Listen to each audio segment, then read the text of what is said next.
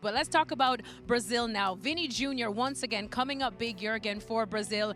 3 man-of-the-match performances, scoring in all 3 group games for Brazil. This is what we wanted to see from someone who really has to be the X factor for Carlo Ancelotti. Vini Jr. One of my biggest criticisms of him for years was simple. He never looked like the same player for Brazil that he looked like for Real Madrid. But if we're gonna call it out when he underperforms, then we also have to give him credit when he delivers. And right now, he's delivering. Are the Brazilians happy with Vini's showings so far?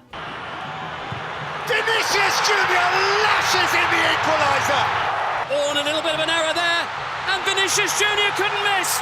The opinion is getting better each game because the impressions after the first one especially were very worrisome. Brazil was not a team. They looked like a group of players that were assembled in the morning of the game and then went out to play in the World Cup. Honestly, it shouldn't be that shocking either. Some of Vini's best individual football has come under Carlo Ancelotti. Those two just click in a way that feels natural. Carlo gives him freedom, lets him trust his instincts, lets him play loose instead of carrying this impossible pressure of being the next Neymar. And now, for the first time in his international career, Vini doesn't look like he's trying to fit into Brazil's team anymore. He looks like Brazil's actual leader. Brazil's World Cup started with a serious test against a strong Morocco side. Morocco's high press made life uncomfortable from the opening minutes, and Brazil struggled to settle. In the 21st minute, Morocco got rewarded when Saibari finished off a slick move after being played through by Brahim Diaz. Brazil looked rattled. That's where Vini stepped in. Brazil never fully found their rhythm, but Vini kept demanding the ball and trying to make things happen. Even without their best football, Brazil escaped with an important 1-1 draw in a match that could have easily gone the other way. That point mattered, and Vini played a huge role in making sure they got it. The second match against Haiti in Philadelphia felt like the perfect chance to answer questions, and Brazil responded in style. Carlo gave Vini the freedom to drift inside, attack space, and play with more unpredictability. Suddenly, everything dangerous seemed to go through him. His low, driven effort created the opening goal in the 23rd minute, and not long after, he slid a perfectly weighted pass into Matheus Cunha to make it 2. Then, just before halftime, Vini got on the score sheet himself. Brazil rolled to a comfortable 3-0 win, and Vini finished with a goal and an assist in another performance that had people paying attention. Some people are going to say, well, he only played Haiti, but I'm not buying that. You play who's in front of you. If Vini had gone quiet in that game, people would have cooked him and questioned whether he could ever do it for Brazil. So if criticism is fair when things go badly, credit has to be fair when things go right too. He showed up and dominated the match. Simple. Then came the final group game against Scotland in Miami, and this was where Vini hit another level. Only 7 minutes were gone when he jumped on a defensive mistake, took one touch around Angus Gunn, and calmly put Brazil ahead. It was sharp, confident, and ruthless. Just before halftime, he struck again. This time, he timed his run perfectly and powered home Bruno Guimaraes' cross at the back post. 2 goals, another statement performance, and another 3-0 Brazil win. Brazil topped Group C and suddenly looked every bit like one of the tournament favorites heading into the knockout rounds. By scoring in all 3 group stage matches, Vini entered rare company in Brazilian football history. Before him, only Joe in 1970, Romario in 1994, and Ronaldo Nazario and Rivaldo in 2002 had scored in every group game of a World Cup. And here's the part that makes people start believing in signs. Every previous time a Brazilian player pulled off that achievement, Brazil ended up winning the World Cup. Maybe it means nothing. Maybe it means everything. But either way, people noticed. At the same time, Vini threw himself right into the Golden Boot conversation. Everyone was focused on Messi, Haaland, Mbappe, then later CR7. Meanwhile, Vini's basically saying, hey, I've been here too. But at the same time, none of this means the old criticism suddenly disappears. For years, Vini struggled to bring his Real Madrid level into a Brazil shirt. Under previous managers, He scored just 6 goals in 39 appearances. And this wasn't only rival fans talking. A lot of the frustration came from Brazil supporters themselves. People couldn't understand the gap. For Madrid, he looked unstoppable. For Brazil, something felt missing. Back in 2021 to 22, Vini scored 22 goals in all competitions and even grabbed the winner in the Champions League final against Liverpool. That season announced him as one of the best wingers in world football. Then, somehow, he got even better the next year. He finished with 23 goals and 21 assists and became Madrid's biggest attacking threat. But every time he pulled on Brazil's famous yellow shirt, that version of Vini seemed to disappear. At the 2022 World Cup in Qatar, he was part of a stacked squad, but he never truly became the face of the team. He scored once against South Korea in the round of 16 and added 2 assists. There were flashes. There were moments. But it still didn't feel like Brazil had unlocked the same Vini the world was watching every week in Madrid. Despite the good moments, there was still one big problem with Vini's Brazil story.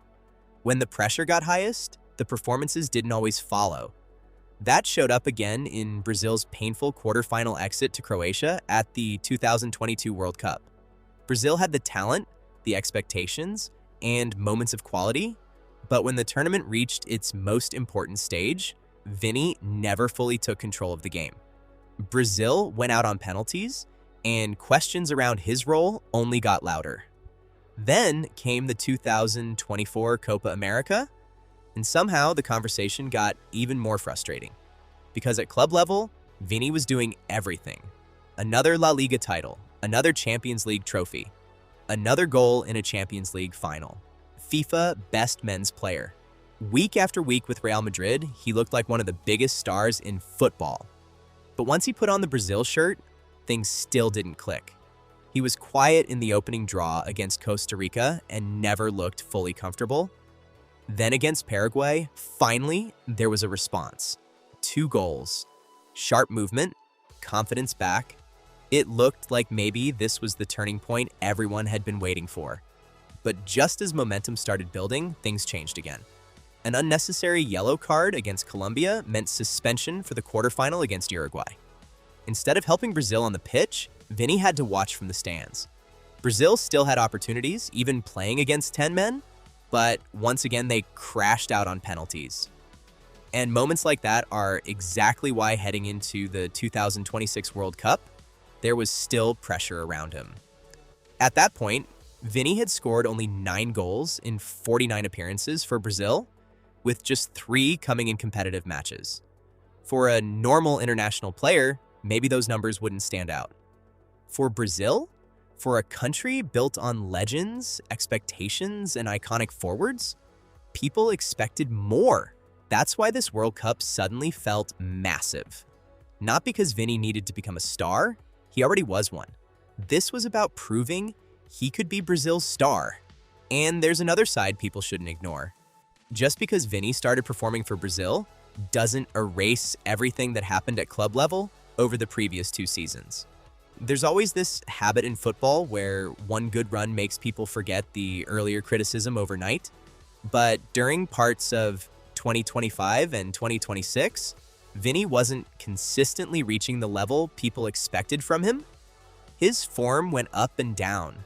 Some matches looked like vintage Vini, direct, explosive, impossible to stop. Other games felt frustrating and quiet. There were periods where his chemistry with teammates became a big talking point, and people questioned why he looked more comfortable in some setups than others. Under different tactical approaches, there were games where he started on the bench or got substituted early. Then, later, he found stronger form again and showed flashes of the player everyone remembered.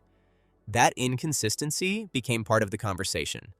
One week, he'd score twice against Manchester City in the Champions League and remind everyone why he's elite. Another week, he'd disappear in a game where people expected him to dominate. That contrast made him one of football's hardest players to judge. And honestly, there's something funny about the bigger picture. Imagine explaining to someone watching football for the first time at the World Cup that 2 of the hottest players in the tournament, Mbappe and Vini, actually play for the same club.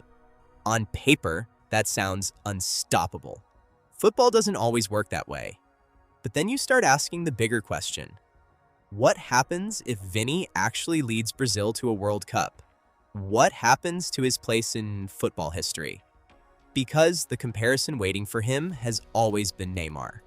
For me, Neymar still belongs in a different conversation as an overall Brazil player. At the same age, Neymar had already played 75 matches for Brazil, scored 51 goals, and delivered 30 assists. He carried expectations from day one and became the face of Brazilian football for years. But football moves fast.